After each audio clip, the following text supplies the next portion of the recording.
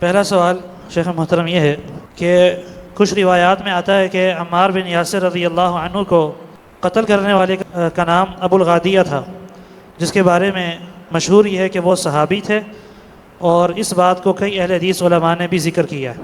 آپ کہتے ہیں وہ خوارج تھے، باقی علماء اہل حدیث کہتے ہیں وہ صحابی تھے۔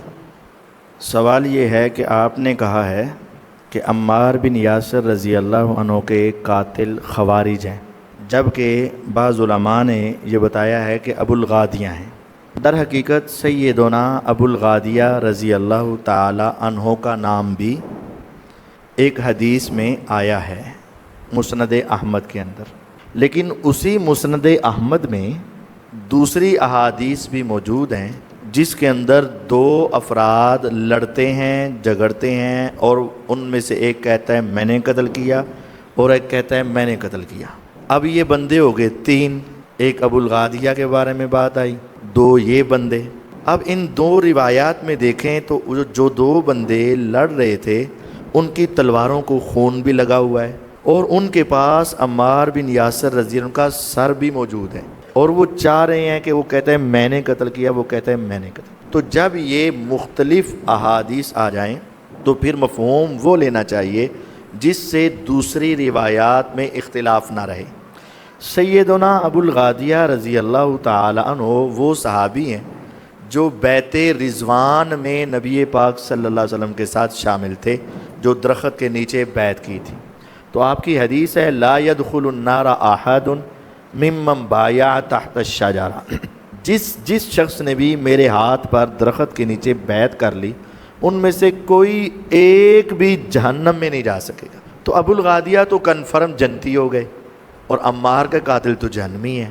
تو پھر لازمی طور پر جب دو تین چار افراد کا آ رہا ہے کہ یہ قاتل یہ قاتل یہ قاتل، تو پھر وہ مراد لیے جائیں گے جو قاتل بن سکتے ہوں، جہنم میں جا سکتے ہوں۔ ابو الغادیہ تو وہ قاتل بنتے ہی نہیں جو جہنم میں جا سکیں، کیونکہ وہ تو کنفرم جنتی ہیں۔ اور ویسے بھی آپ جانتے ہیں کہ شک کا فائدہ کسے ملتا ہے؟ ملزم کو۔ اگر شک ہے یہ ہے یہ ہے یہ ہے تو شک کی بنیاد پر ابو الغادیہ پر نہیں لگایا جائے گا، بلکہ ان کو بری قرار دیا جائے گا۔ تیسری اور آخری بات، اگر بعض علماء نے یہ کہا ہے تو پھر بعض محدثین نے یہ نہیں بھی کہا، ابو الغادیہ کا نام نہیں بھی لیا۔ امام ابن بطال رحمہ اللہ شرح صحیح بخاری، امام قوام السنہ امام اصبہانی رحمہ اللہ شرح صحیح بخاری، امام ابن الملقن التوضیح لشرح الجامع صحیح شرح صحیح بخاری۔ بخاری کی تین شروحات میں تین عظیم محدثین نے لکھا ہے انما یصح ذالک فی الخوارج۔ یہی حدیث 28/12/447 نمبر بخاری میں بھی آتی ہے، دو جگہ پہ آتی ہے۔ تو 447 نمبر حدیث کے نہایت امام ابن بطال رحمہ اللہ نے، امام اصبہانی رحمہ اللہ نے، امام ابن ملقن رحمہ اللہ نے لکھا ہے کہ یہ حدیث خوارج کے بارے میں ہے، کسی ایک صحابی کے بارے میں بھی نہیں ہے۔